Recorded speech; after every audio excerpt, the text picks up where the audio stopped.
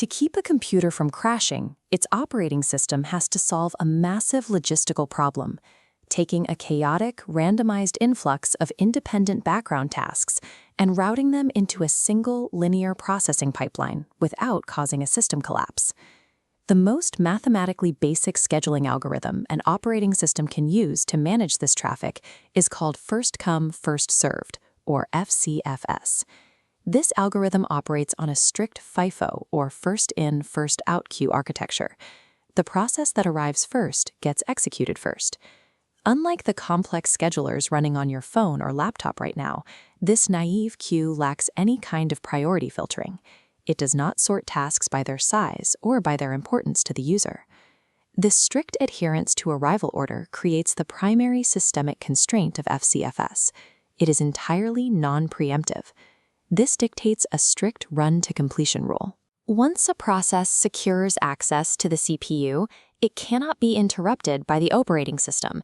There are no mechanisms for time slicing, where a CPU divides its processing cycles among multiple tasks concurrently, and no context switching, which is the system's ability to save a state and pause a heavy task. If the CPU is busy, the system's memory buffer acts merely as a holding pen, where incoming processes stack up indefinitely. Because the system cannot preempt a running task, its overall processing efficiency is dictated entirely by the randomized arrival sequence of the inputs. To accurately judge how well this architecture performs, we have to look past the physical rules and quantify the delay.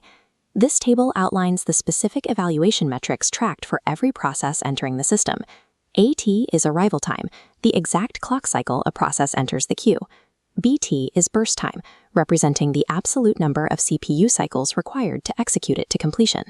Completion time, or CT, is the milestone recording the exact moment a process exits the CPU. From these, we derive two formulas. Turnaround time, or TAT, equals completion time minus arrival time. Waiting time, or WT, equals turnaround time minus burst time.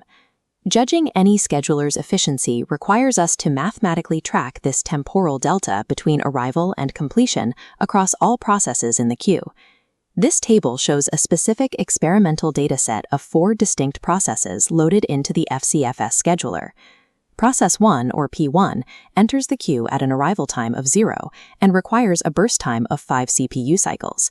Processes 2, 3, and 4 follow sequentially, staggering arrival times at cycles 1, 2, and 3, with varying burst times. To map execution, we use a Gantt chart. Arriving first at cycle 0, P1 executes immediately, occupying the processor from time 0 to 5. Process 2 arrives at cycle 1, but waits until cycle 5. It then runs its 3 burst cycles from 5 to 8. Next, process 3 occupies the CPU from 8 to 16. Finally, process 4 completes its 6 cycles, finishing at time 22. This completed Gantt chart serves as absolute chronological proof of the CPU's execution sequence. With the sequence mapped, we extract completion time directly from the structural endpoints of each Gantt chart block. These map straight to our data table. Process 1 completes at 5, process 2 at 8, process 3 at 16, and process 4 at 22. Now we calculate turnaround time, completion time minus arrival time. For process 1, 5 minus 0 gives a turnaround time of 5. For process 2, 8 minus 1 yields 7.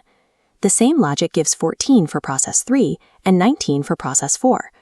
Turnaround time quantifies the true systemic delay experienced by each process, measuring the exact duration from its injection into the queue to its final output. The final formula required for our system evaluation is waiting time, which equals turnaround time minus burst time. For process 1, we take its turnaround time of 5 and subtract its burst time of 5. The waiting time is 0. This 0 proves P1 executed immediately. Moving on, process 2's turnaround of 7 minus its burst of 3 gives a wait time of 4. The final rows yield wait times of 6 and 13. Averaging these columns establish our baselines: WT 5.75, TAT 11.25. These specific quantitative averages serve as the empirical baseline against which other scheduling algorithms are measured. When we analyze that 5.75 average waiting time, a severe inefficiency emerges. Process 4 had to wait 13 full cycles just to execute a mere 6-unit computational task. This chart highlights the fatal flaw in the architecture. If a process with a massive burst time is positioned early in the arrival sequence, everything behind it stalls. In computer science, this specific bottleneck phenomenon is known as the Convoy Effect. Because the system strictly forbids preemption, highly efficient, short processes are forced to idle indefinitely behind computationally expensive ones. The CPU cannot skip ahead to clear the easy tasks. This makes FCFS a paradoxical algorithm. Absolute fairness in arrival execution creates catastrophic mathematical bottlenecks in overall processing throughput. The algorithm does have one primary mathematical advantage.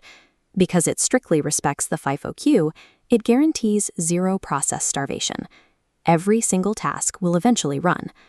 For this reason, FCFS remains optimal for very simple, non-interactive batch processing systems, where turnaround time is irrelevant and tasks just need to process sequentially. But this naive architecture fails completely in modern computing environments. Interactive systems like web servers require constant responsiveness and multitasking. The rigid, blocking nature of the Convoy effect makes that fluid performance mathematically impossible. First-come, first-served scheduling serves as a foundational proof of why modern operating systems must abandon strict arrival fairness in favor of dynamic preemption and priority routing.